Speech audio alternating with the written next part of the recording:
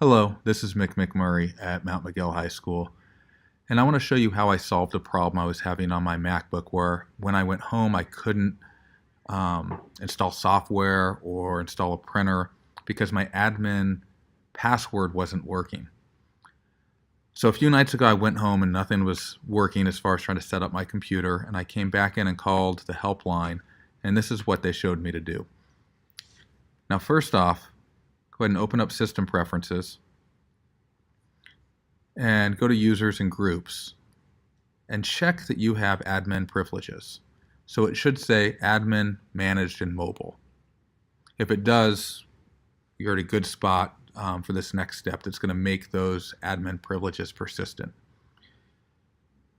When you go home, that admin might disappear from under your name because it can't connect to the school and say, which group am I in? So it just assumes that you're a regular user, that your admin privileges have been taken away.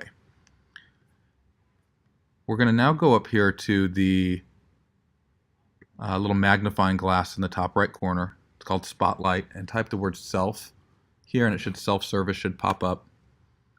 This app, you can find it in your applications folder. Just as a side note, this is where you'd come to install Office if you haven't done that yet.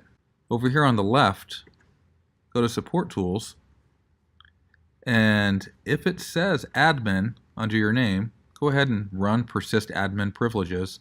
That way when you go home tonight, your admin privileges will still be there. If you do not have admin privileges, go ahead and close out of System Preferences and click the Rebind button. Wait for that to finish running, takes about a minute, and then open up System Preferences again. It should now have admin. If it doesn't, maybe wait a little while and it'll pop up. Once you see the word admin under your name, then click the Persist Admin Privileges, and then you should be all set.